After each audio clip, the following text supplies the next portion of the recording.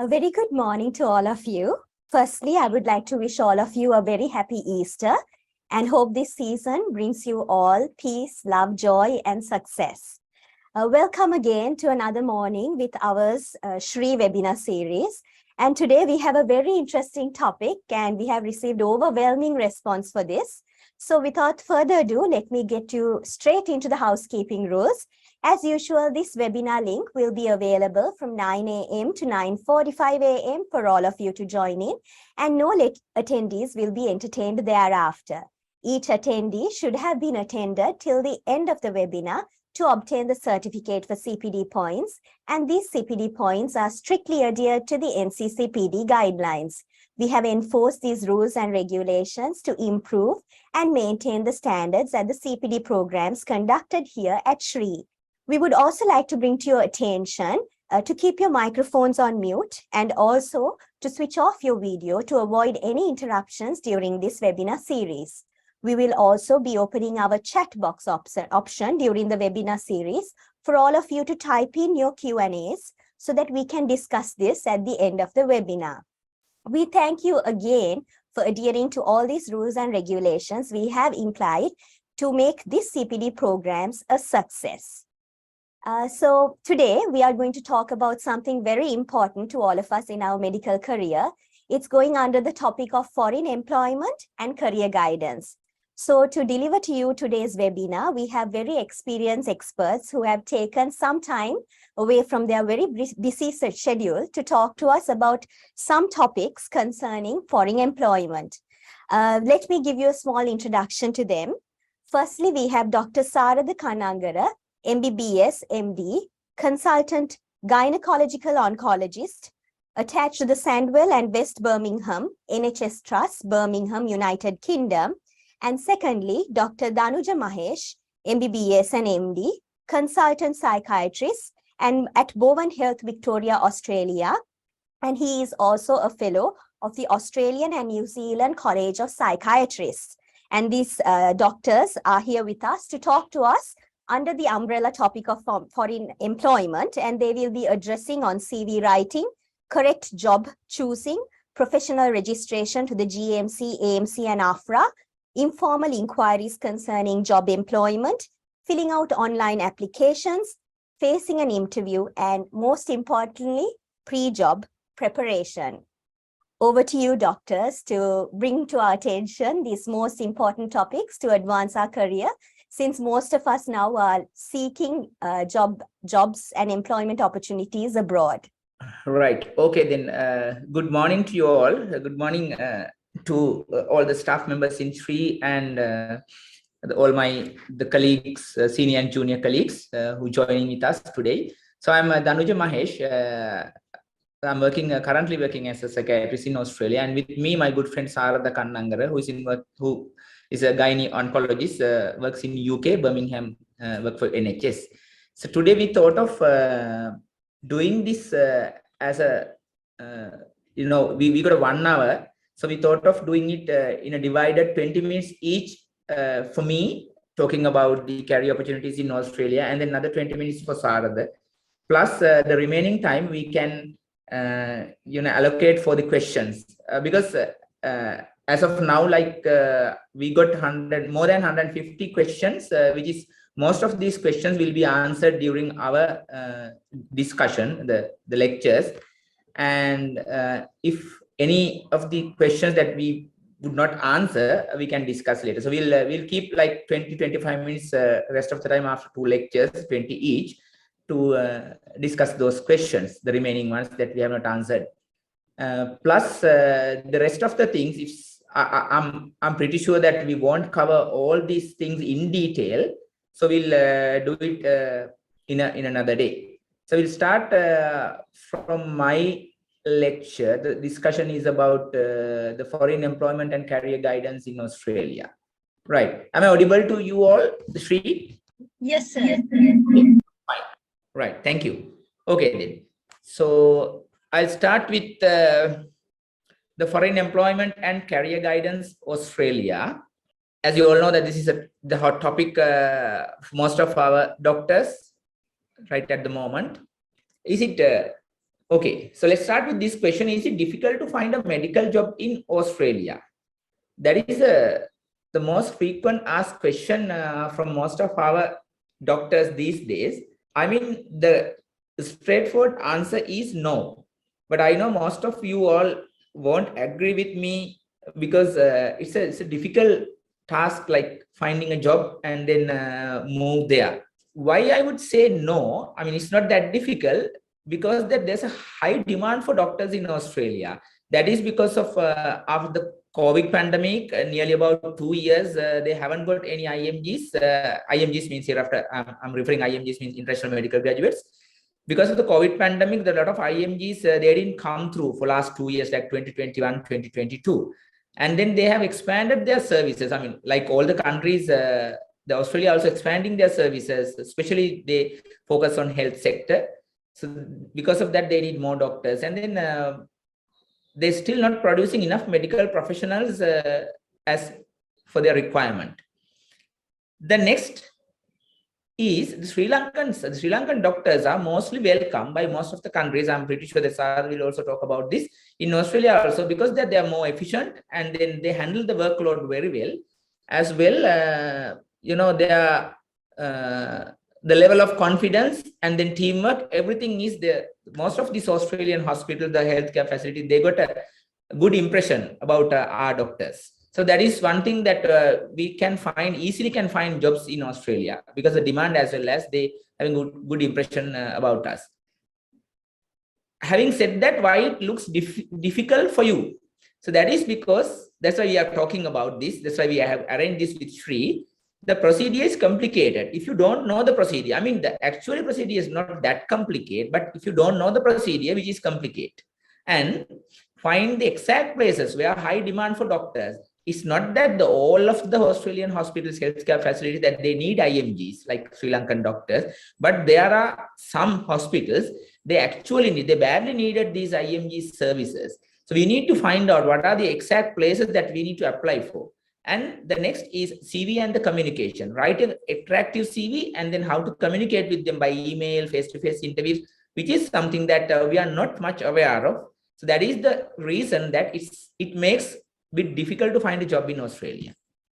Right. There are 3 different categories of doctors. As you all know, our senior registrars, after completing the MD or MS, like senior registrars, they're going for their foreign training, which is 2 years of, most of the specialties is 2 years of foreign training. The second, our consultants can get jobs in Australia as consultants. And then our MOs, medical officers, or the SHOs, they can work there after getting through the Australian Medical Council AMC exam. The first SRs are going for the foreign training.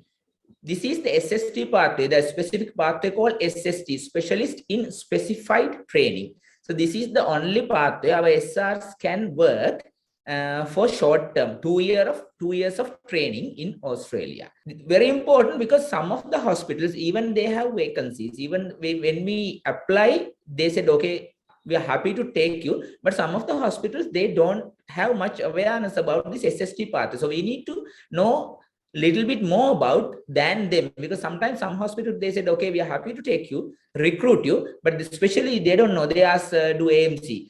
For example, like the SRs who have completed our MD, they don't need to do AMC exam at all. So you need to know about little bit about your pathways. SRs is a SST pathway. It's a 2 years of training, working as an unaccredited registrar. They have stages there in registrar, like our first year, second year, they said stage 1 registrar, stage 2 registrar, stage 3 registrar, then moving on to the advanced training positions. And some areas, like in Queensland, they mention these registrars as PHOs, like principal house officers, or RMOs, resident medical officers.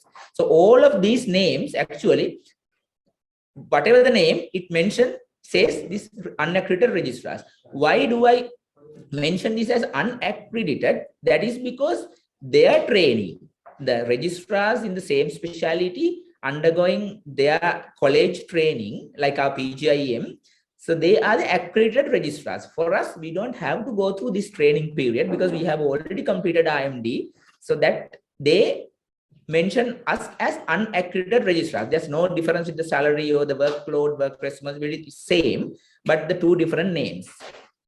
What's the requirement for SRs is one thing is MD, that is obvious. We need to have MD in relevant specialty plus English proficiency. In IELTS, it's 7. Each band, the band score 7 with each component 7. And then OET, it's grade B. And then PTE, its minimum score is 65. But now, not recent, I mean, few years ago, they have changed in Australia. They have changed this because we all know that it's a bit difficult to get in through these English proficiency exams due to some other reasons. So they have now changed it. You can sit 2 exams within 6 months' time and then collect those 2 exams and then produce.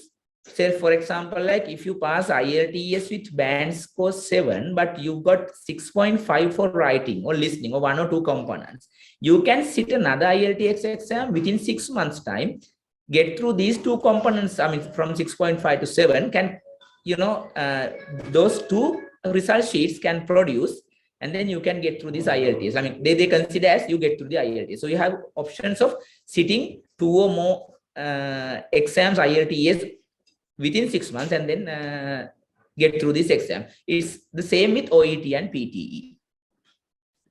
Right. So the procedure for the SST pathway, the senior registrars, first thing is the most challenging thing. It seems like the finding a job vacancy. And this is about the application and short CV with a cover letter. So why I said this short CV, usually the one mistake that we do, we write long CVs like say like 8-10 pages. I mean, say for example, like if you are a clinical director, if you are the administrative officer who recruiting the people, if you get like 10-15 CVs or maybe more than that, how can you go through these 10-15 pages of this CV? It's a bit difficult. So you have to be very carefully and smart to write short CV with 2 to 3 pages, and which should be a very attractive CV. So that is why we need to have a short CV for job applications, right? There are long format. That's for the registration process, like in AMC, APRA, that I will tell you later. And that's the one way of finding a job is direct application. Like you can directly apply to the hospitals, which we will discuss later, or through agencies. A lot of job agencies in Australia, they actually recruit people. They actually find jobs for the doctors. These agencies work, more important thing is like work free of charge. They won't charge from you. So don't worry if any of the agencies like contact you, that's free of charge. They can't charge from you. That's ethically as well as legally, they can't charge from the doctors. So they provide their charges free of charge service. So there are a lot of the recruitment agencies. One of the leading, like DocLink is one, and Careers Seek. DocLink is operated by most of the Sri Lankan people. So they very favor of Sri Lankans, as well as I have referred a few people to DocLink recently. They have found jobs. So you can directly talk to these people and then find jobs. And the next step of this is like interview. That's definitely arranged by the hospital. And usually within 2 weeks, they will give you a job offer. So once you have the job offer, get through the interview, and once you got the job offer, then you have to apply to the relevant college. This is only for the SST, the SRs.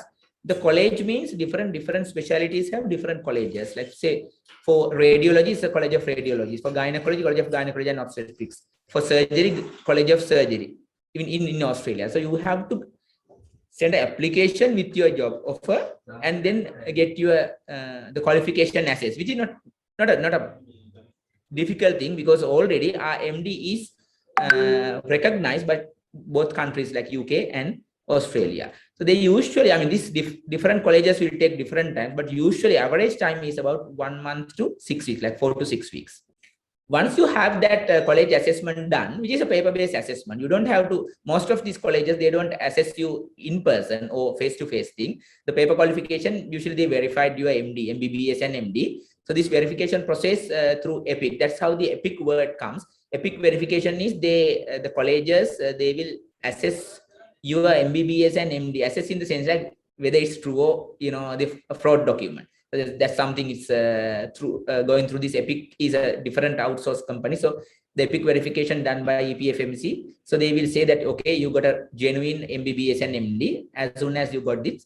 And then the APRA process. APRA is the registration regulatory authority. This APRA means Australian Health Practitioners Regulation Agency, which is, not to confuse you, most of these, because I get so many calls from our colleagues saying that what is MC and what is APRA. It's almost like the same. Like AMC is the main body, Australian Medical Council, like our SLMC.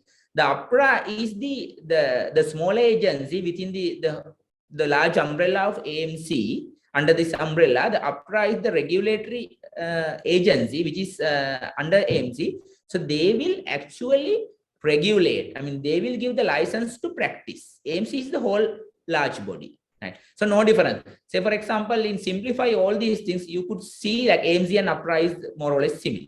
And next, once you get the registration done, then you have to apply for visa. That's done by the Immigration and Home Affairs in Australia. This usually takes about 6 weeks. But right now, I mean, they have said like now at most of these doctors, nurses, and healthcare professionals, as soon as possible to prioritize these visa applications. Some people, most of the people, like recent 2-3 months, they got within 1 week after the medical assessment done, the visa medical. So it's very faster now. You won't have to wait for 6 weeks. Usually about 1 to 2 weeks time, you will get the visa, right? So that's for the SST, like senior registrars and the consultants. I know these days, I mean, not like in recent past, the most of the consultants, they have searched for these jobs in Australia. So their pathway is like in SST, their pathway is comparability assessment pathway, comparability pathway. The requirement, you have to have MD with board certification. Why I said board certification? Only with MD, without board certification, you can't apply through this comparability pathway. That's only for the senior registrars. But you need to have this highest qualification, which they consider the board certification. Once you get the board certification, then the English proficiency you can apply. So different colleges have different guidelines. Say, for example, in psychiatry, in my field, they said you have, after you getting the board certification, you have to work for 3 years minimum to apply for comparability pathway. Still you can apply, but you won't get the highest qualification assessment. Then the English proficiency, again, the same like IELTS, OET, or PTE. The procedure, you need to find a job offer, which is again different in some colleges. Say, for example, like gynecology and obstetrics, you don't need it is not a mandate to have a job offer. You can still get the assessment done by the college, your relevant college.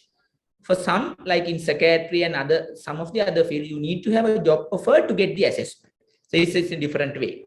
So anyway, you need to have a job offer to go and work there. Once you get a job offer, again, the interview process is the same like the senior registrars. Then with that job offer, you can attach this, and there's the special application in your college, the relevant college. Apply to the relevant college for assessment. In here, there are 2 assessments. First is the initial is the paper based, and then there will be a face-to-face or in the Zoom or whatever the video assessment. There will be 3 outcomes. One is substantial, second is partial, or the not comparable. Hardly the Sri Lankan consultants get not comparable, and I haven't heard anyone got this not comparable, like not comparable as the consultant. You can have either substantial or partial. Substantial means like you can, as a consultant, you can directly go and work there in a consultant post, but with the 1 year supervision. The supervision in the sense like the senior supervisor will send some report, which is not a difficult thing. It's not a concern. But the partial comparability, depending on your situation, sometimes they said your experience is not that enough to come as a substantial, the level of consultant, but you can work as advanced training like SR, and then within 1 or 2 years, like they will decide what are the components of their exams.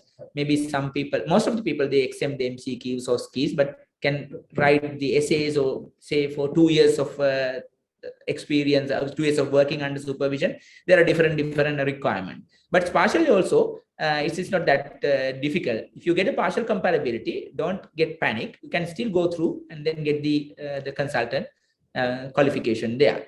So once you get the substantial or partial, then you can again apply for the college, the APRA registration, which is again you get the limited registration. Once you specialized after 1 year of supervised training or whatever the requirement you completed, then they will give you the fellowship plus the specialist registration, which is not the general registration. Don't confuse with the two words. The specialist registration is what the registration the APRA will give. That is the highest the registration standard in Australia for a specialist. General registration is again for the GPs. So you will get the specialist registration, which means you can work as a gynecologist or the surgeon or a psychiatrist or radiologist, but you can't do GP work.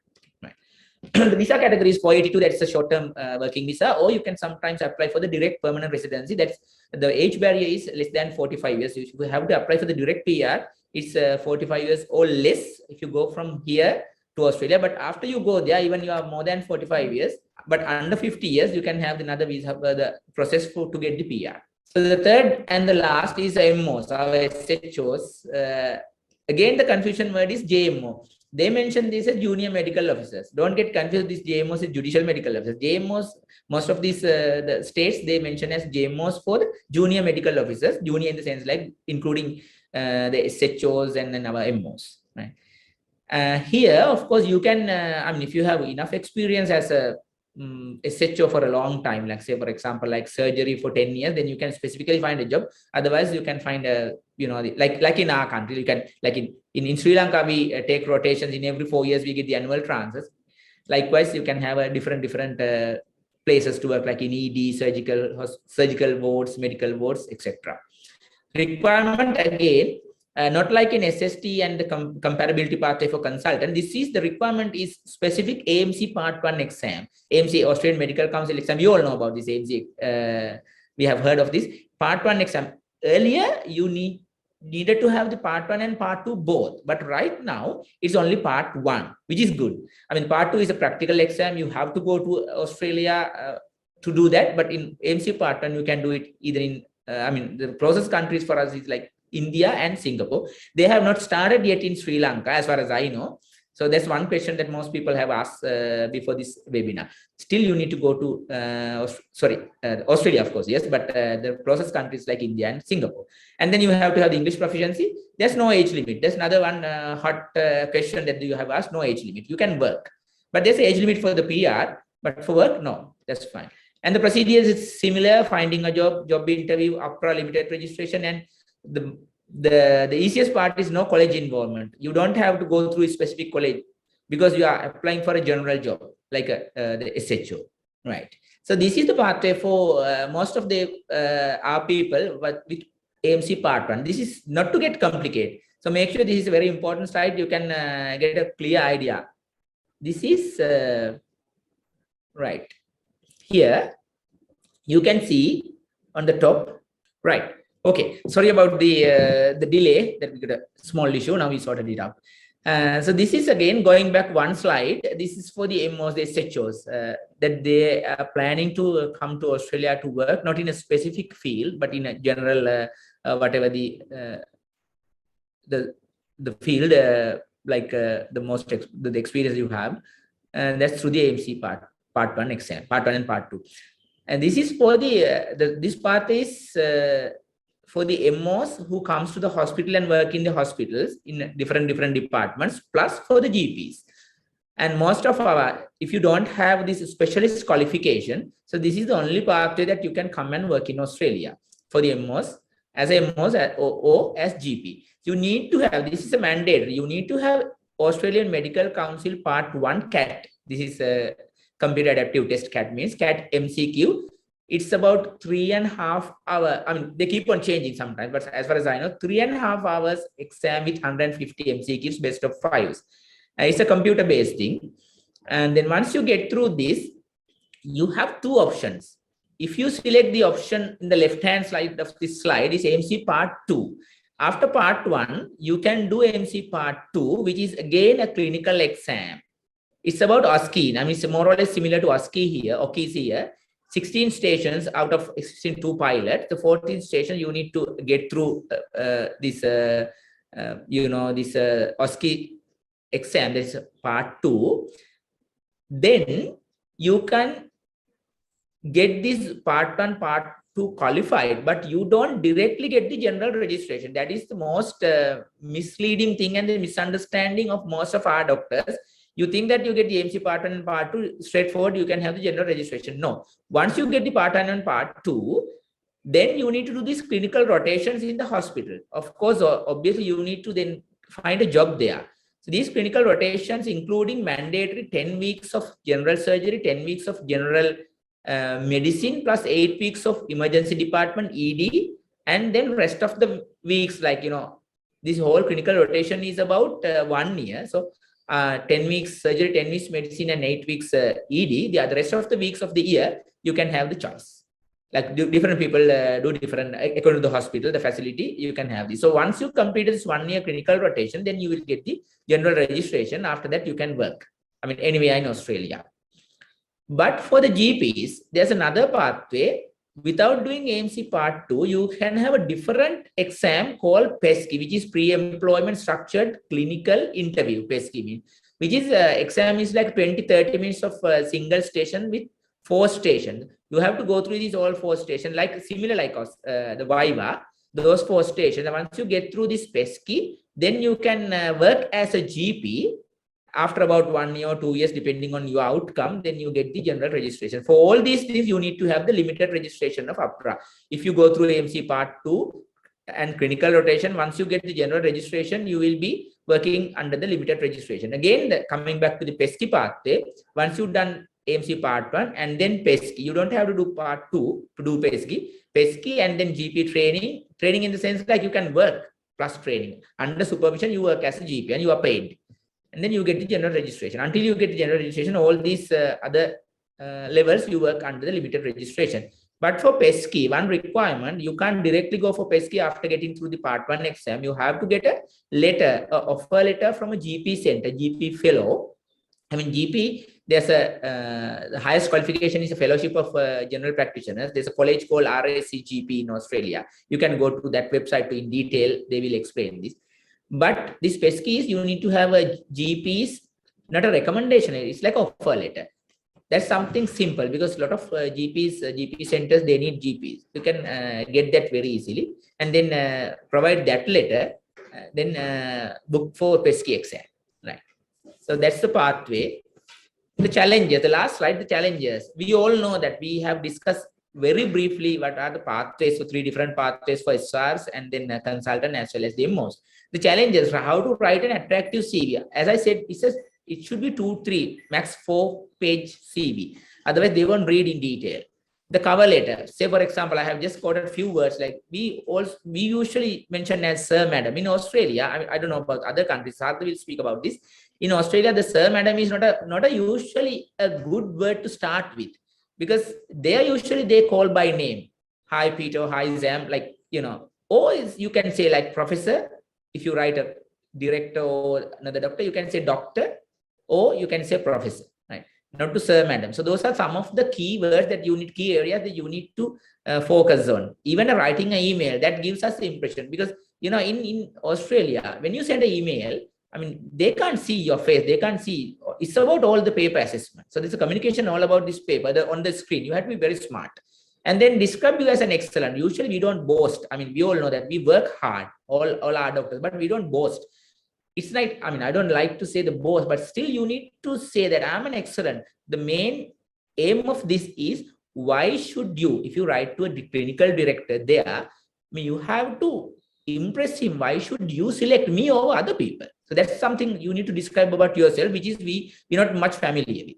Then the interview, you have to do talk about teamwork, show your attitude, how do you communicate with others, explain things like in confidence. Say, for example, like surgeons, we think, okay, you are a very skillful surgeon, so you don't have to worry about teamwork or attitude. I mean, attitude, yes, of course, but communication with others because your job is to do surgery. But in Australia, which is relevant, but more or less the other areas also relevant. How do you work with the team, communicate with other people, your confidence. So you need to show all these things in your interview. So we will discuss in detail how to write a CV, cover letter, how to face the interview. I think that's something that we can, the cover within 20 minutes time. So I think now I have to stop and then we'll move on to Saradha's part. Then we'll discuss what we can do for this in the next couple of minutes. Right. Over to you, Saradha, to talk about the pathway in UK. Thereafter, we both will discuss your questions. Thank you. Thank you, Tanuja. Before I start my presentation, is there any questions? You can type in the chat. Okay.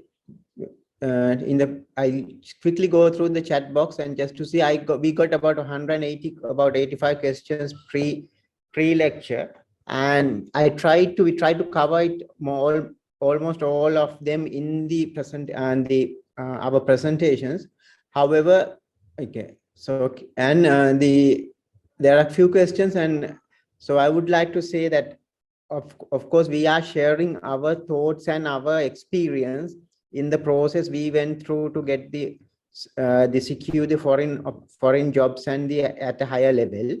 And of course some people asked about the UAE, some people asked about the Canada and stuff. Of course we are not familiar with that system, so only thing that we got through is we went through the website and went in depth how to get the process and registrations. Of course when you go into the websites, you can have everything online. So I will go through I'll shorten my presentation as much as possible, and we'll go through the questions which was previously asked and the currently asked on the chat box as well. Can you see the screen? Yes, sir, we can see. Yeah, okay. All right. So, so I'll go through my presentation, and so as mentioned, like the people would like to go to the employments in United Kingdom. First thing, we had much more talk about the foreign training, where we all started finding the new jobs, how to find the CV writing and stuff there, where we have learned, because of when we were working as registrars, even as SHOs in the Sri Lanka, we are not much focusing about the CV writing, facing an interview and stuff, because of everything in Sri Lanka was given for granted. We were secured job and annual increments and everything was automatically comes, but that is not in the case in other countries. You have to work for it and earn it. So some people nowadays think about permanent migration. So permanent migration, thinking about their future and the children and stuff. And some people like me and Dhanuja, we are on short-term employments. We haven't thought about the permanent migration to other countries.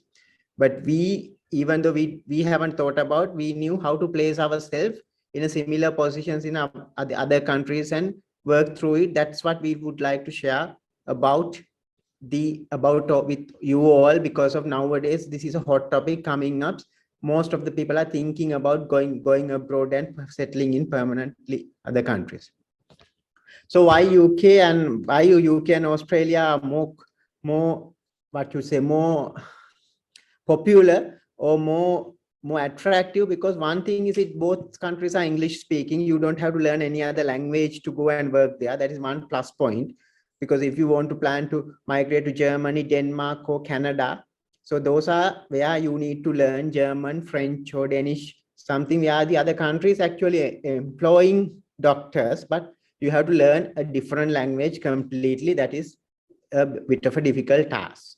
And still the majority of world experts are employed in UK. So even you go for most of the Royal Colleges are in UK. So if you go for a UK qualification, if you get the United Kingdom qualification, you can easily place yourself somewhere else also, like Middle East, Singapore, India, and you can secure jobs very easily on that countries.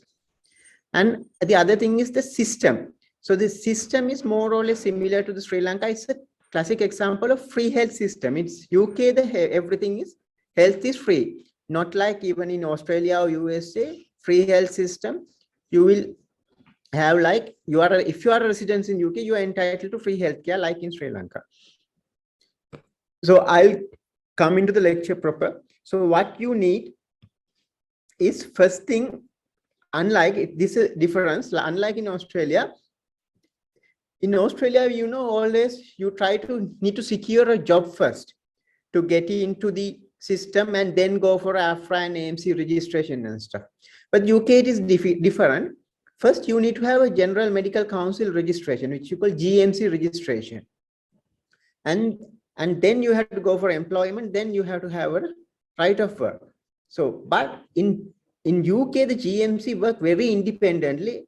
And they are not, unless you are a very on specific specialist pathway, which we call CESR pathway, CESR, Certificate of Eligibility pathway, the colleges are not involved in the process of registering you.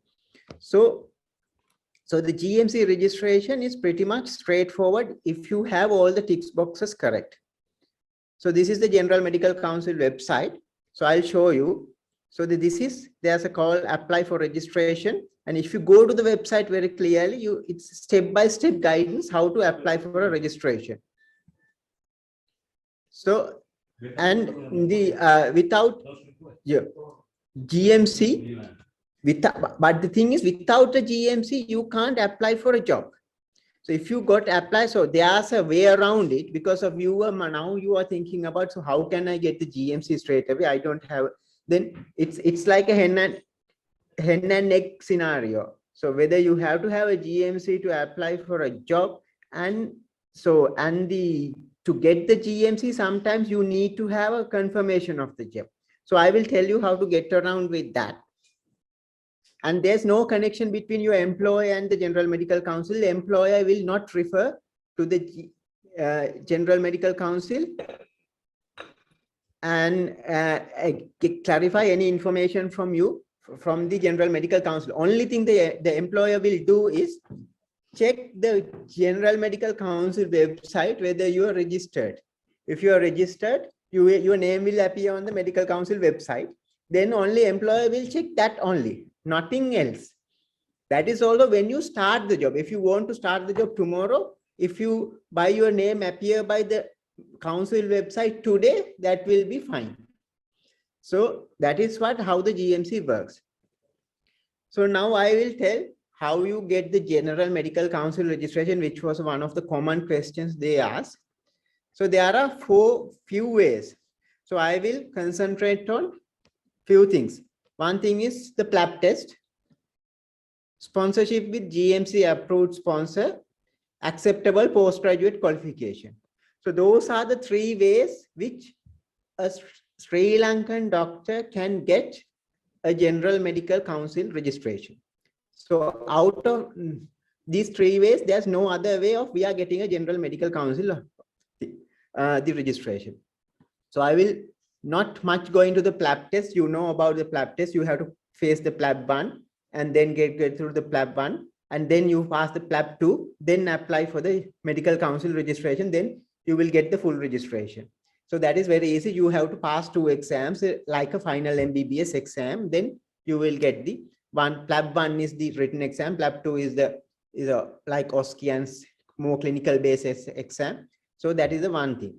But I would rather not advise, if you are like immediately pass out from the medical school, like if you are just an intern, or if you are in the final year of the medical school only, I will advise you to do the PLAB test, because a PLAB test is essentially a final MBBS. If you down the line, if you are a senior registrar, of course, there are so many other ways. But if you are a medical officer or SHO, or which we in UK, that category will call junior doctors. So if you are a junior doctor, so giving a PLAB test would have been bit difficult, because if you're down the line for your final MBBS about the 10 years down the line, it's a bit difficult. But still there are people who do. I'm not discouraging you. If you are up to it, of course you can do it, but there are other ways around. So one thing is PLAB, GMC, and the acceptable postgraduate qualification. So which is the acceptable postgraduate qualification is the pathway I got the GMC registration. We'll come to that. So what is the sponsorship? The sponsorship is if you are in a field where your college, relevant Royal College, with the Royal College of Physicians, Surgeons, Obstetricians and Gynecologists, Pediatrics, Radiologists, Pathologists, where your college is sponsoring, telling the training you got in Sri Lanka is equivalent to their training, the GMC will sponsor you. So you will have to have a sponsor letter from the college. So most of our postgraduate trainees will get this sponsor letter and get the GMC registration. But not only the colleges, there are so many other things. If you go to the website, you can see so much of a things which I put. These are only few which can sponsor for GMC registration. So even some healthcare trust, some universities then can sponsor for GMC registration. So in that case, you have to, most of the time you need to have direct contact in there to get these. And if you get a job offer, and if you can, with a job offer, you can ask whether they can sponsor for GMC registration. So then that trust has to sponsor for two things. What are the two things? One thing is he had to sponsor for GMC registration and sponsor for visa. So the sponsoring for visa is a different thing. Sponsoring for registration is a different thing. So this is the other way, the acceptable postgraduate qualification. So I will see the acceptable postgraduate qualification. Sri Lanka is one of the countries where I have most of the UK acceptable postgraduate qualifications. So I will show you. So there are medicine, anesthesiology, obstetrics and gynecology, and surgery. So there are 4 acceptable postgraduate qualifications. So unfortunately, when I was applying, the pediatrics also was in their list. I think some of the board of study members has messed it up. So the GMC has withdrawn their direct as acceptable postgraduate qualification for the MD pediatrics. But if you hold MD obstetric and gynecology, MD anesthesiology, MD medicine, and MD surgery from the PGIM, postgraduate PGIM, you don't have to worry about anything. You will directly get the GMC registration. You don't need to have a job. You don't need to have a visa or any sponsor or anybody. What you need to have is your primary medical qualification, your MD certificate, not the board certification, MD certificate, and your IELTS and the certificate of good standing. So you can see, if you go to the website, I see there are United States qualification.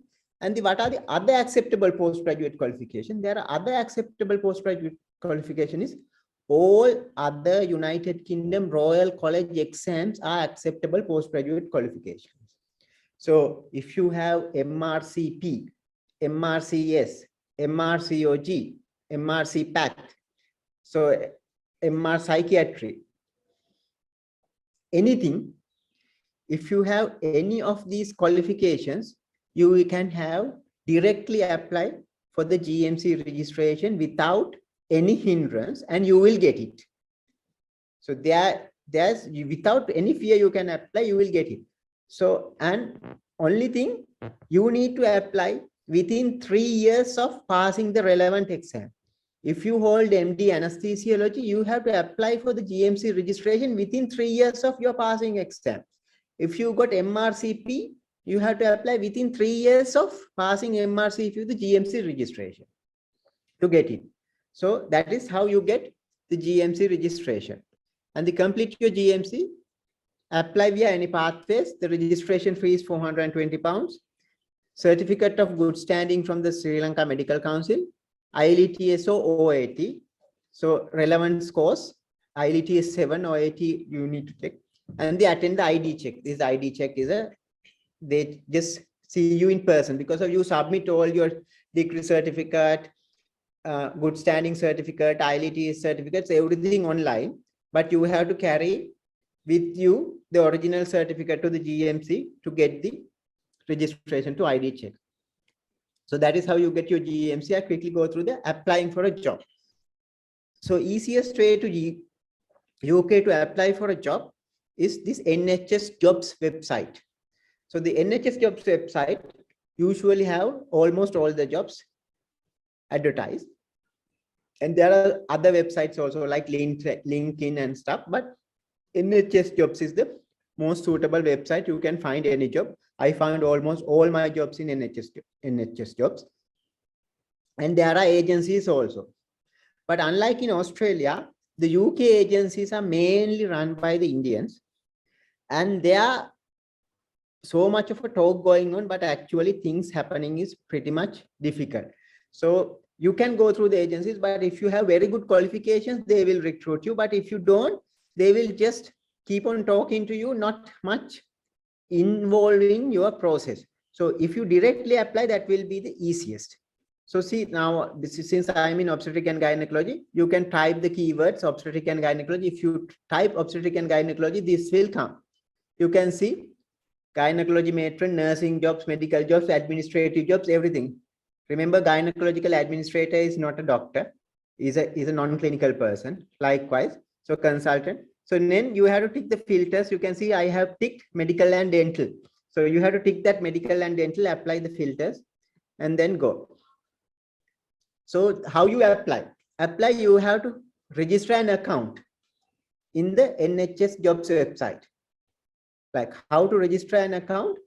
One thing, you need to have a GMC registration number. Now the catch, you might be thinking about how you have to apply for a job. Do I have to get the GMC first? Because of to get you to GMC, either you have to have these pathways, you have to go to UK and stuff. No, I mentioned even the earlier you have to have a NH. So earlier I mentioned that the GMC, you can have this GMC online. You can see there's a thing GMC online. So you go click and GMC online, you can register yourself in the GMC. So one need to have only have the email. So you register yourself in the GMC. So once you register yourself in the GMC, you will get a reference number from the GMC. So when you get the reference number from the GMC, it will in future, that is the same number will become your GMC number. So what you can do is, when you have, because of you have to wait, because the GMC registration will take up 3-4 months. If you start applying for a job after that 3-4 months, it will be a lot of time wasting. So I advise you to do, once you start the GMC online application, when you start the GMC online application, you will get the GMC reference number. So put that number, which will become your future GMC number, put that number to all of your application. So it won't do any harm, because that number will be your registration number in the future. So that is the easiest way. So you get the GMC registration number, you get the number, but you remember, even you get the registration number, you will not have the registration yet, but you will have it in the future. You can give that number always as a reference. If you, in your interview, in your informal inquiries, and you are having chat with, you can always give that number. Use it. I'm eligible for GMC registration via this pathway. I have started. I haven't paid my money yet. So I will, this is my GMC number. So then you show that you are a registered doctor there. Because if you say I don't have a GMC, no one will shortlist you. No one will be interested you look at your CV or application if you don't have a GMC number. This is very simple, because if you need to work as a UK as a doctor, you need to have a registration. So if you have a registration, you need to have a registration number. That is simple. So if you give the registration number, that will give them an assurance you are a registered doctor. Even your name not in the register yet, you are eligible for registration and you got the number. So keep in that mind, that is one simple trick, because that is where most of the people sending an email, CV to all sort of emails and stuff, agencies, everybody telling, but see, I don't have a GMC registration yet. When I get a job, I will get a registration number. That won't work. Your application will even not look at if you don't have a registration number on your application. So make sure you start an GMC online account, get a reference number or registration number, put it in your application. So that is the way of filling the application form. If you don't put the registration number, we know all these applications are, you say online applications. If you don't put your GMC number, the application won't go through. It will automatically reject your application. You can't even proceed to the next step without putting a registration number. So you have to get an application number. So, and then you can see, then you can go apply and job. On the right hand, you say for questions, contact. You can have an email. So don't just put only the registration number, just contact this information. contact person, directly email them and say show you are interested in the job. And you can see all the applications, especially look at the one I just circled, the salary, because that is most important thing when you go and work abroad. You need to look at the salary. Don't be ashamed or think about asking about the salary is a bad thing. Everybody is expected to know how much we are getting work for them. So always upfront look at the salary and clarify it, how much you are getting paid. You can see there are specification, person specifications, income, MBBS equivalent, MRCOG part 1. So these are come, but there's two other links, supporting documents. Click one of them, you can have one thing, job description. When you come to job description, it is a PDF file. Read that carefully, the job description. When you read that, you can find the department. Then, of course, that is a very good idea if you go and search their names and contact them directly via email, find their email. Sometimes the emails on a PubMed correspondence, sometimes on a private practice email. So you can find a way of contacting your clinical lead. Don't try to contact all the consultants, because of in a department, there are a lot of consultants. Try to find the clinical lead. So contact those clinical leads. They will be invariable in the interview. So try to find the clinical lead and talk to them beforehand the interview. Because some people think, is it good to talk to them beforehand the interview? It is good, because that shows you are interested in that job, and they will assess you before the interview, whether you are going to recruit or not. So these informal inquiries, that's why we put it, informal inquiries are a key thing in UK job interviews. So if you have inquired, usually when a UK candidate put up the application, they usually visit the place in person and go and talk all the people in the department and look around, say, people come, they say, come, I just came to look around the place because I have applied for this job. Before the interview, they personally visit the place and impress themselves, and people see to whom I'm going to work with. So that is also they will think as that is a team building exercise. So therefore, we think if we are trying to influence the interview panel and stuff, no, that is not. They are expecting as a team worker whether you are actually interested in job. If somebody just submit the application and waited, that is not going to work. So you have to make sure. Of course, you can't visit the UK and go and see the hospital. Just go for an informal inquiry. Find there's a link. Sometimes there's a LinkedIn profiles of that particular consultant, clinical leads. You can drop a link in email, but don't try to contact via any other social media like Facebook or Instagram or anything. So if you want to contact the professionals of the offer via social media, you used LinkedIn. Use the LinkedIn profile and contact. That is acceptable, but not the Facebook or any other social media. And drop them an email, introduce yourself.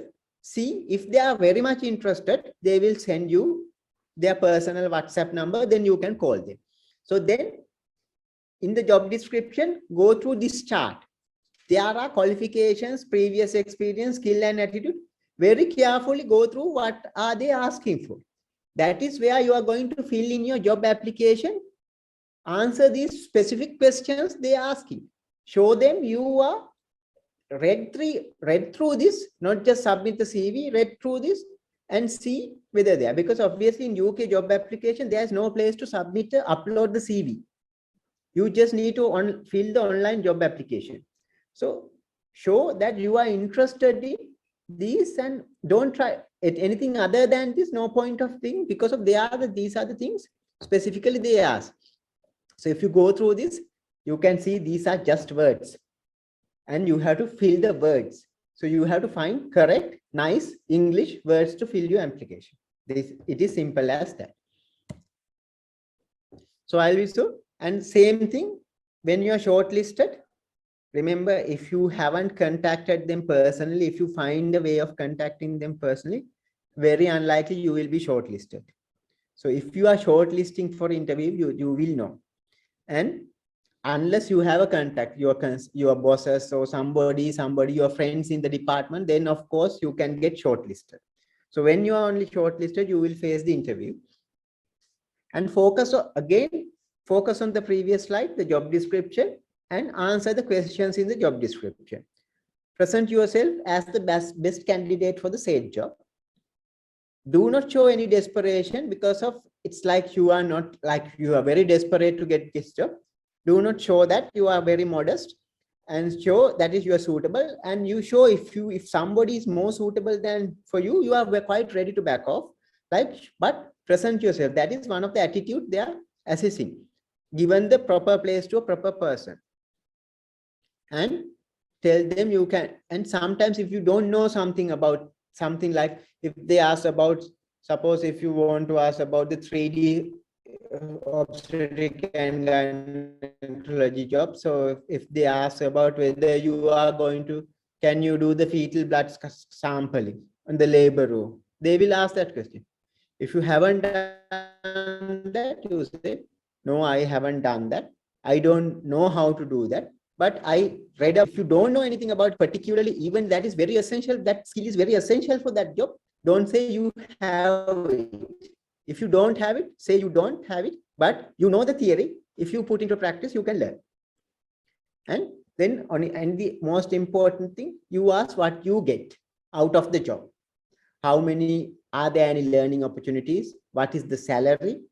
You want to do any research or thing? Likewise, show interest on these things also. And once you get the selected, you have to ask for the conditional offer letter they will send. Then they will check the reference and stuff. Take the police certificate from the Sri Lanka. From the police, you can apply online and get.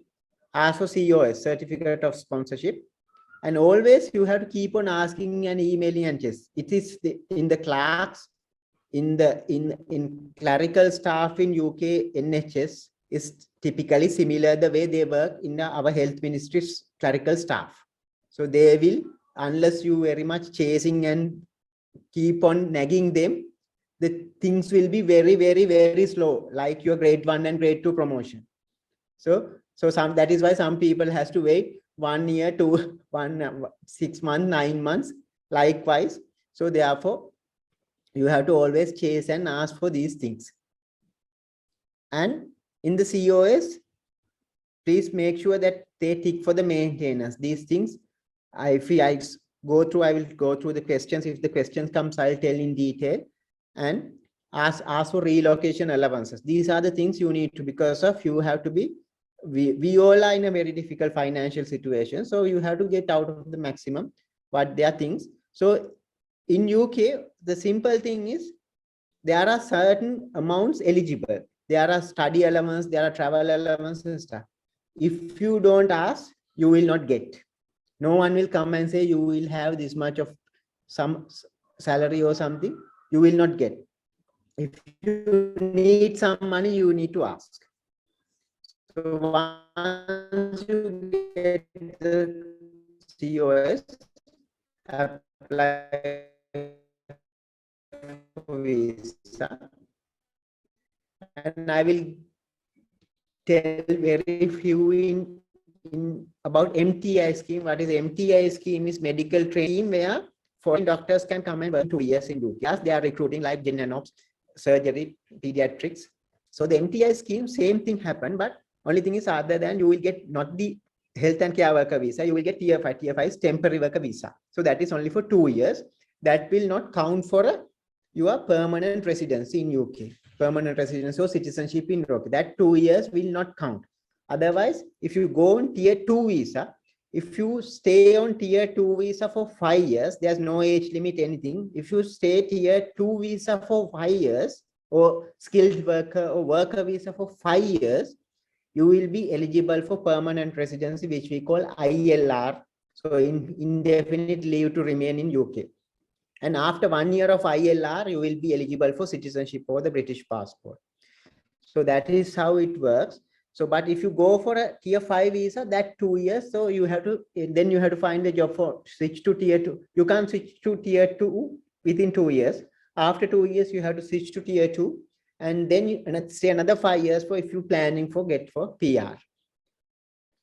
But the good thing is, if you go through the MTI scheme, they will sponsor for General Medical Council registration. If you are not on one of the acceptable, or if you haven't got any MRCS or anything, this is one of the way of MTI scheme to go through. And okay, so thank you very much.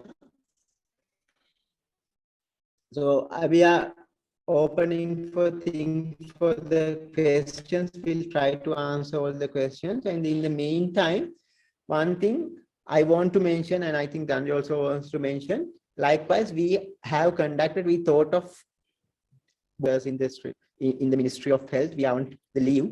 And nowadays, the main reason for VC to do this seminar is we see most of the doctors are very desperate to go abroad, and very desperate, and they are putting themselves in a lot of trouble and spending a lot of money for unnecessarily, and they go abroad for sake of going abroad and put themselves in a very precarious situation where they were even more suffering. People here in Sri Lanka worried about the fuel queue, high prices, and future of their children's education and stuff, and go there. I have seen some of the doctors and go and work there as the healthcare assistant. Healthcare assistance is basically the attendance job in our hospitals. So I personally don't like to see any Sri Lankan doctor and go there attendance jobs in UK hospitals. So that is one of the very difficult jobs to do. You know, if you work as a 5 years, get an MBBS, and work as a doctor for 10 experience, clinical skills, and then go and doing an attendant job for sake of going to UK is, in my view, is unacceptable and should not be done. So therefore, that is why we are giving this lecture to see how you find a job. And of course, I think that now Manasi will put, if you are in a, I don't know, you may be foreign training, of course, foreign training, you have to go foreign training, but some doctors still want to go to UK and Australia. So that's why we asked Sri to coordinate this. Manasi will put an email, you can forward your CVs to that and contact with them. We will help them to find a proper pathway and proper jobs. Not these odd jobs, they were for the sake of people go for a migrating doing. So Sri Lankan doctors are very much respected and highly skilled. They as always go and work as a doctor in UK or Australia. So therefore, so you can ask the questions also and we'll go through the chat. Yeah. So before we go into the chat and then answer your questions, just let me add a couple of words. The same thing, I'm 100% agree with Sada. I'm on the same page with him. I mean, we are not discouraging people going abroad, migration. That's something, it's a personal choice. That's fine, all good.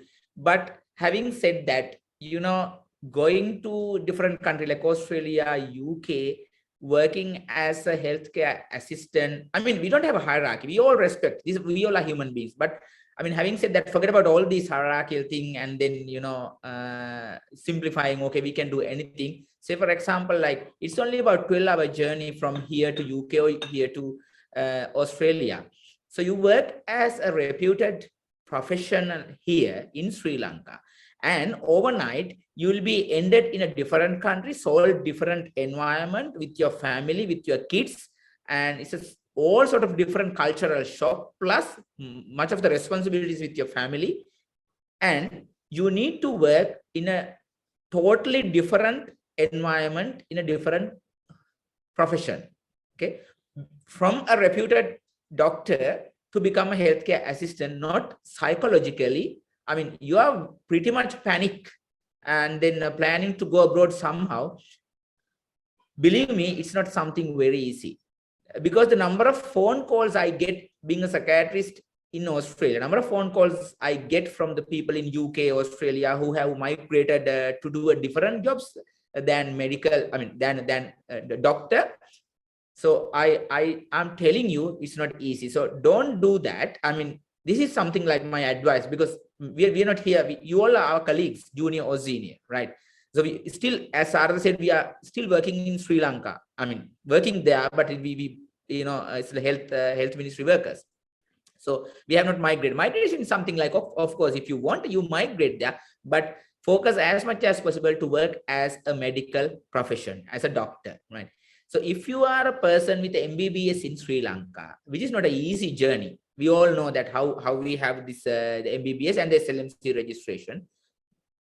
Plus, if you are a specialist here, so whatever the MBBS plus MD or without MD, I mean, there's nothing you can't do. You can work at anywhere of this world as a doctor. So you have that capacity, that caliber. What you need is dedicated, flexibility, and then of course you have to do a lot of paperwork. So you have to have the patience to do that, and then tolerability, as well as to passionate what you are searching for. That's all. And then I'm pretty sure that we can't, cover all these things within half an hour, like 1 hour. So we are happy to, I mean, she will definitely facilitate this. We are happy to provide more information, more focus on CV writing, how to prepare for an interview, and then how to search a job. I mean, to be honest, like with regards to Australian jobs as well as in UK, there are few hurdles. One thing is how to search a job. Sarada explained a bit. And then second step is how to apply with attractive CV. Third is the communication, starting from the email, the first email. And the fourth is to face the interview. So those 4 hurdles, once you come over these 4 hurdles, and you'll be done. So the registration process, college application process, APRA, so you can go through little by little, and then you have enough time. So the most, the anxious thing is to get a job. So again, I'm telling, searching a job, and then prepare for the interview with a good CV, and then communication. Thereafter, the interview process, like in the face-to-face interview or the video interview. So these are the things that we will focus in future webinars. I'm pretty sure that she will arrange 1 or 2 webinars, maybe not me and Sarada, we will be sitting, but we'll arrange few of the experts in Australia. They can show you, they can teach you how to write a good CV, how to communicate, and then third thing is how to search a job, plus in the interview, how you face. So those are the key areas that we are planning to do with you all in near future, and then we'll go to the questions. I'm sure that we have answered so many questions that you have asked before the presentation. Can we migrate to Australia without AMC if we have 2 years work? No, you can't. No, you can't. You can't. You have to have AMC. It's like SLMC, right? So migration, definitely you have to have AMC registration. Can one work with experience in specific field, gyn and obs, psychiatry, pediatrics, apply for a selected subspecialty after AMC 1? Right. So once you have the say for 5 to 10 years experience in a specialty plus AMC 1, still I'm going back to my the slides. Like I'm going, remember that I told you, you have to get AMC 1, and then to get the general registration, you need to do these rotations. So you can't directly go and work as a specialty. I mean, in a selected specialty. Once you get the AMC part 1, these days it's not that hard to find a job in Australia as a junior medical officer. Junior in the sense like you will be posted on with your experience. So when you get AMC part 1 through, and then find a job, which is not a very, very difficult thing. So there are a lot of hospitals working, they are searching for junior medical officers, like rotations. Then once you get the rotation, while doing these rotations, you are paying, and then you're paid for this job. You can do the part 2 exam, and then go for the general registration or specialized training. So it's something like part 1, and then get a job.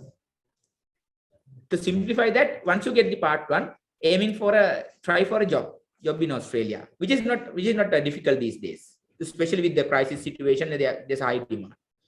There is MER SIM recommended in Australia.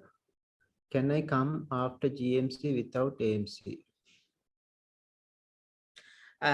If you have GMC registration, that's again, Sarada is expert. GMC registration is there are, like in the UK doctors, they Yeah. can come directly without AMC, but Yeah. you have to have some kind of experience there in Yeah, UK. and the other thing is that there's a, I show you in my presentation, I show for the GMC registration, there are 3 for us: PLAB, acceptable postgraduate, and the acceptable postgraduate and sponsorship. But there's another thing, other licensing exams.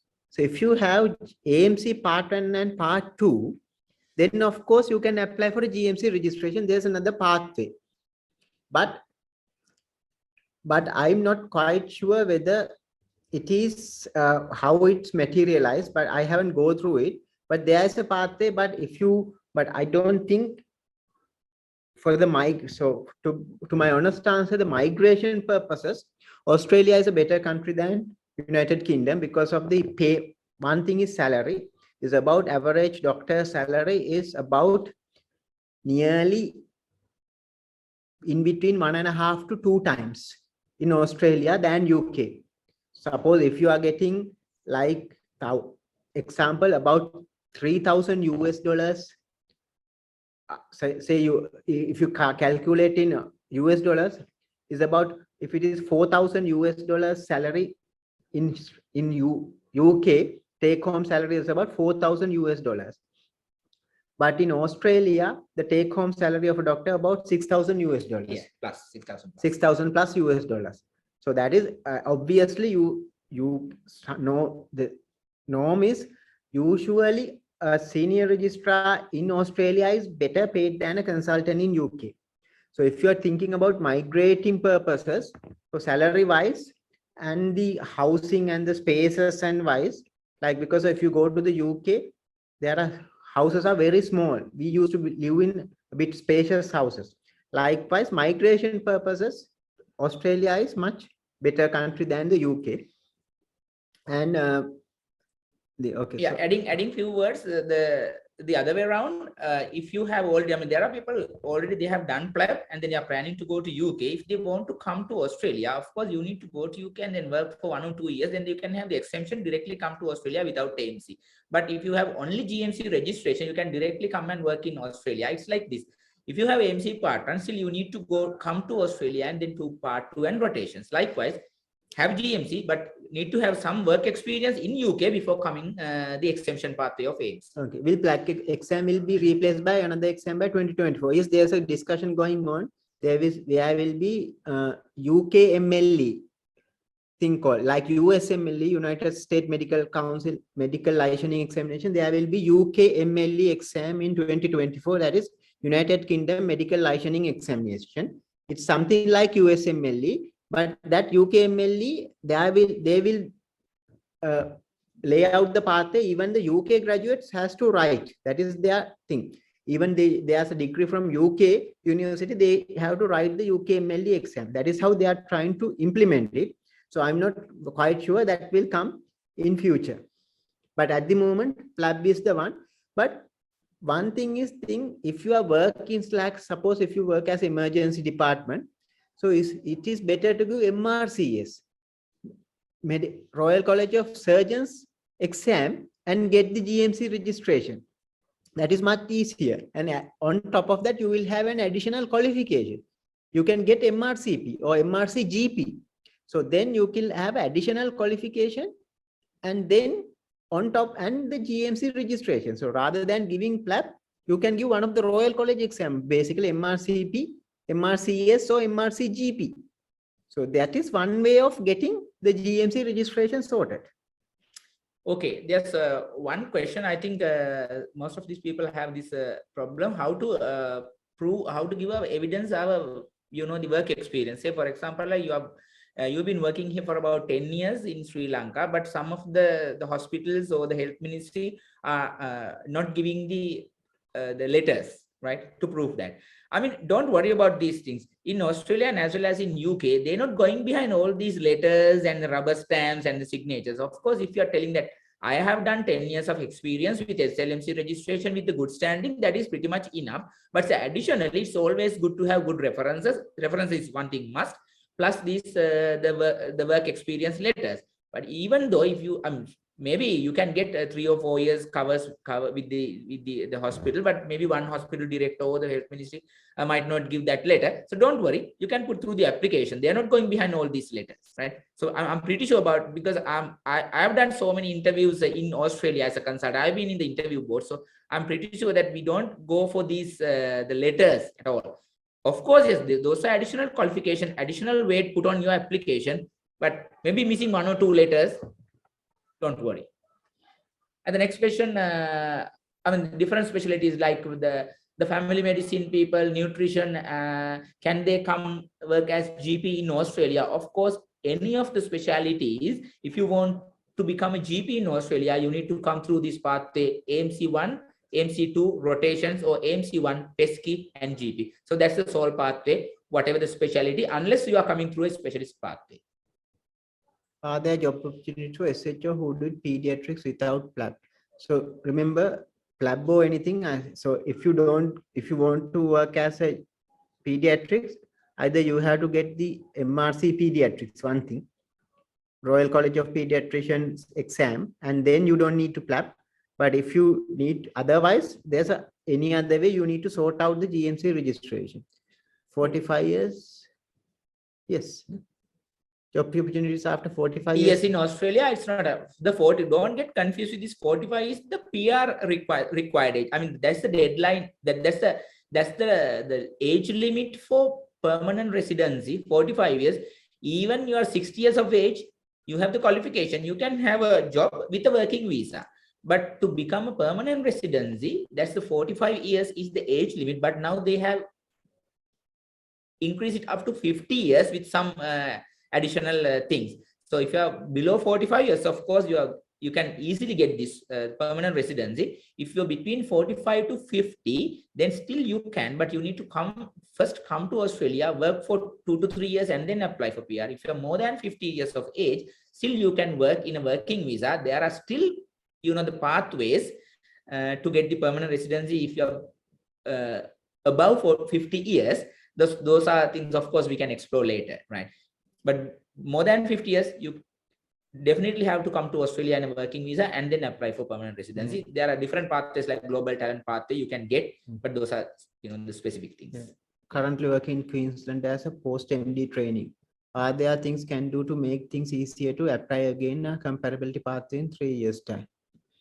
Yeah, that is again, if you are already working in Australia, different states in Australia, you can finish your specialist training, 2 years of SST pathway, 2 years of training, come back to Sri Lanka, get the board certification, then apply for the comparability. That because to apply for comparability, the minimum requirement is to get the highest qualification in your relevant country. So in Sri Lanka, refer to Sri Lanka, our highest qualification is the board certification. Okay, then good job opportunities in pediatrics in Australia. Of course, there are job opportunities. There are. Yeah, there are. That is why. So the Manasi will put the email, so you can forward your CVs to them. So there will be. We'll also have a contacts and we'll try to sort out if there are opportunities will come up. We'll let you know. That is one of the part of the Shri will be doing this coordination part. Liaise with us and coordinate if there are opportunities. But we can't promise you. We are not. I mean, like recruiting or stuff. But there will be, because of it's always better to go through a contact, because when you go through a contact, that's why earlier the situation is that if you go to that consultant, they will find a foreign training, they will find, because of when they have a contact. But these contacts also very volatile, sometimes the clinical lead changes, then they can't recruit.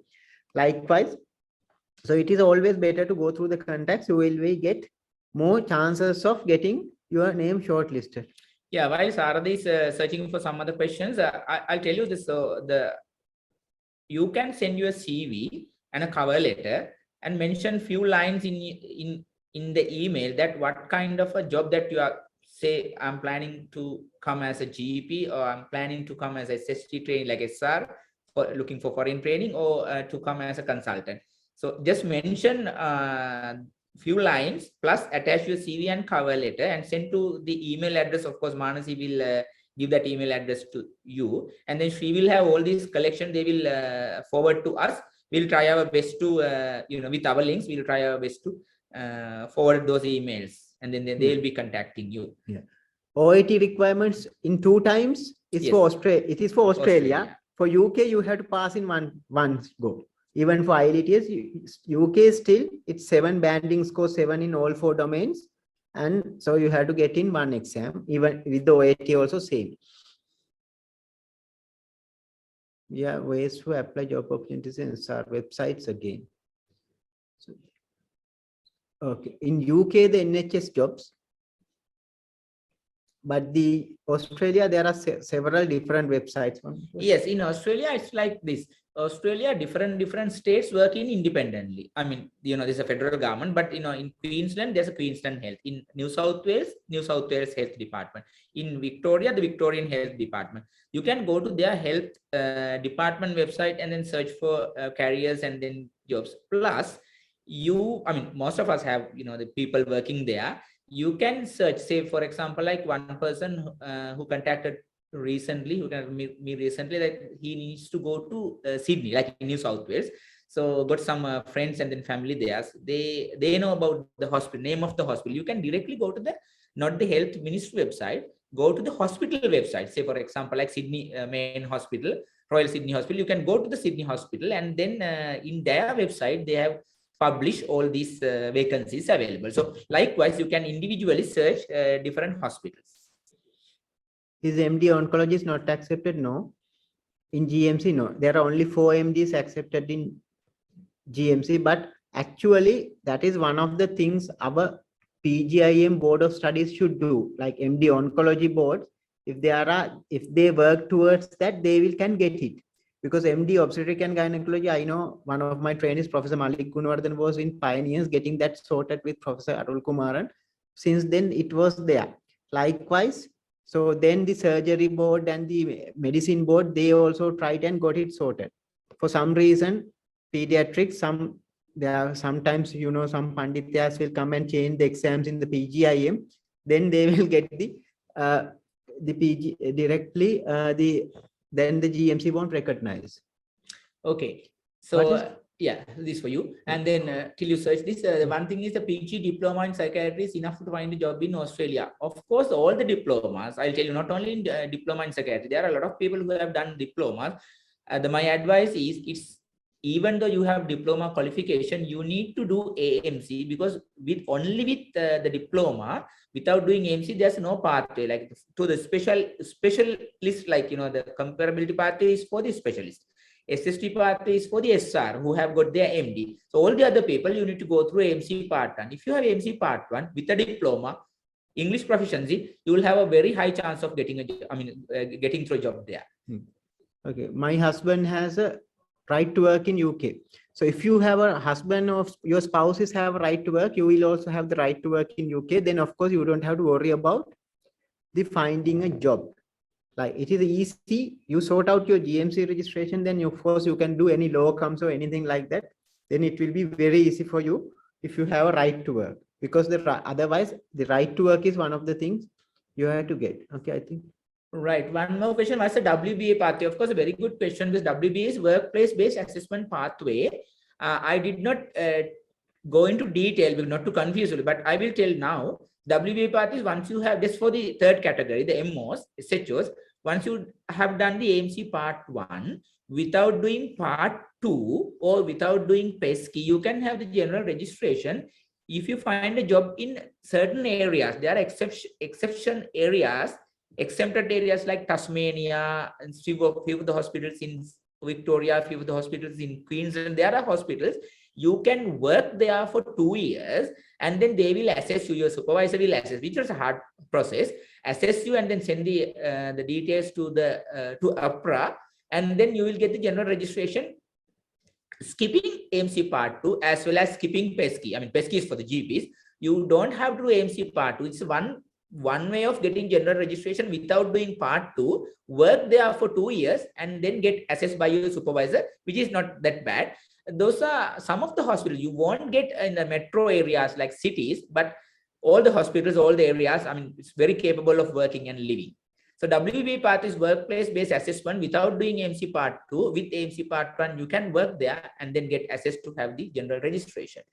Right. Can we do the PESCI exam online? Which is, I'm not quite sure right now, because they keep on changing every time. After COVID, they have done this AMC part 2 exam online thing to Australian, the people who live in Australia.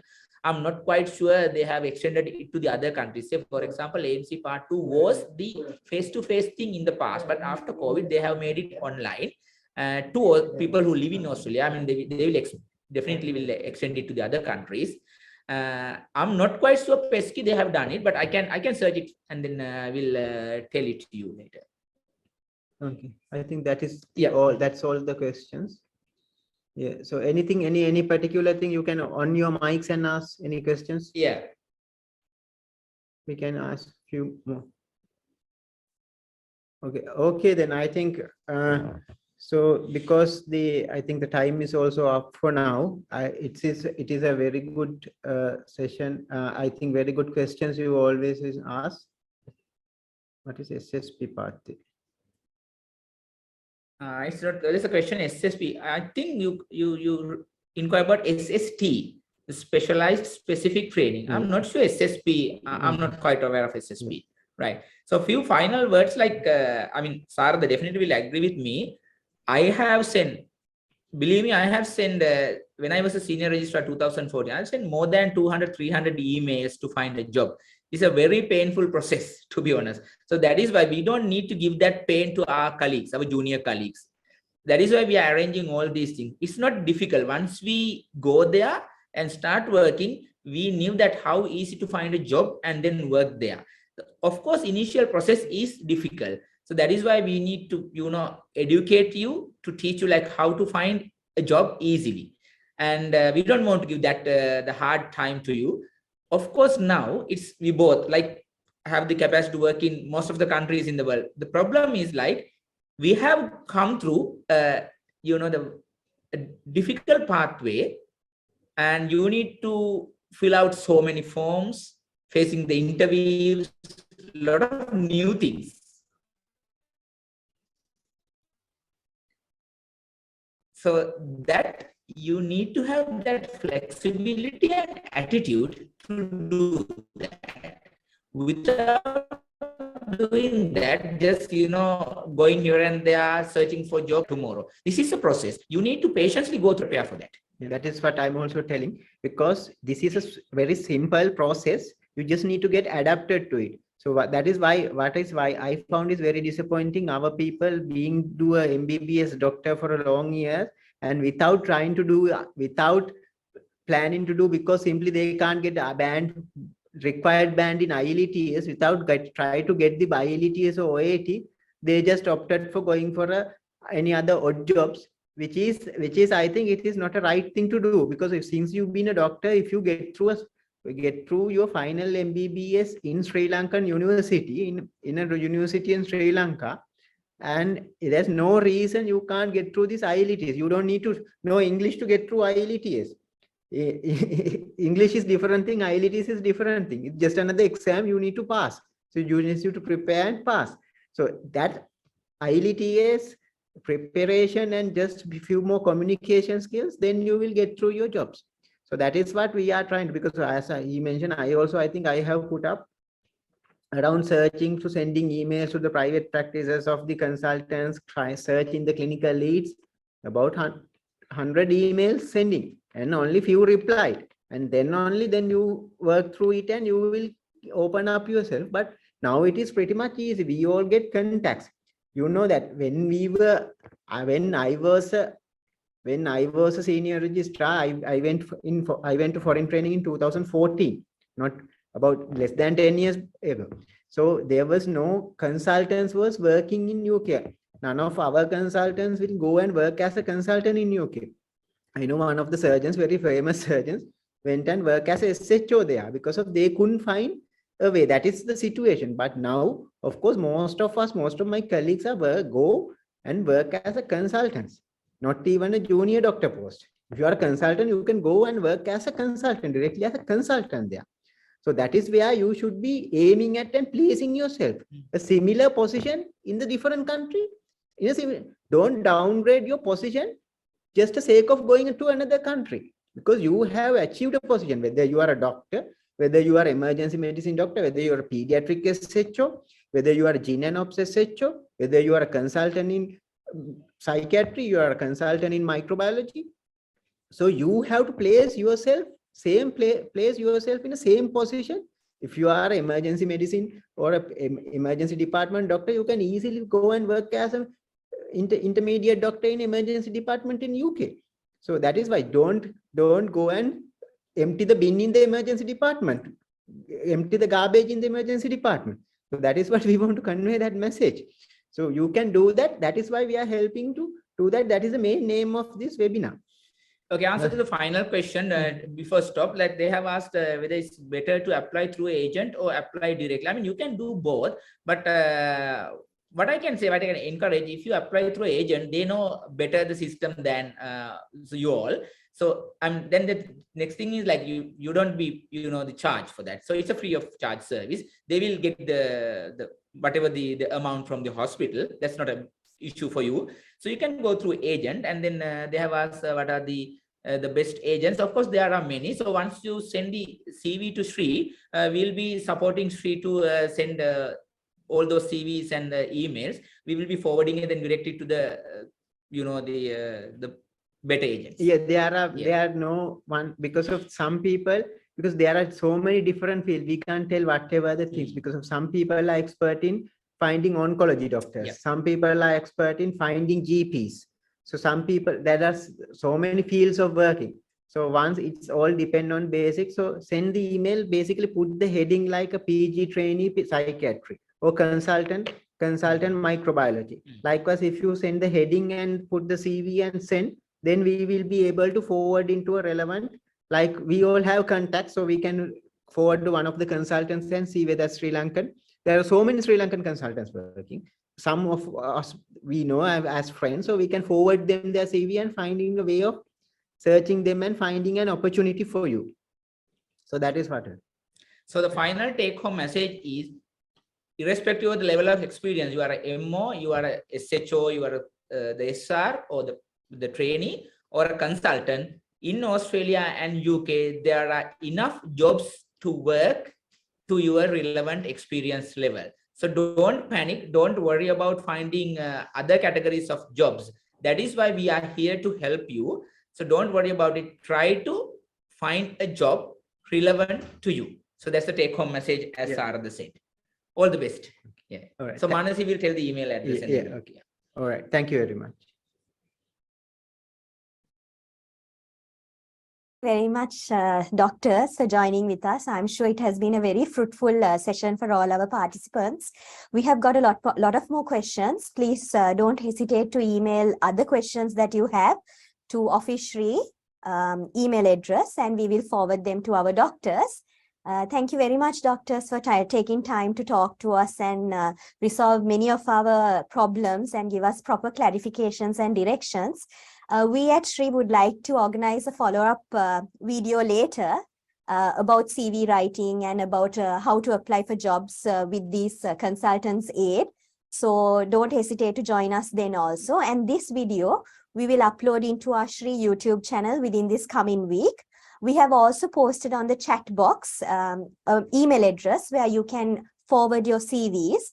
It will be a Sri email address, but we will be able to forward those CVs to our distinguished consultants who will help you in fine-tuning your CVs or even helping you in directing your CVs to the proper job descriptions and to the proper job channels.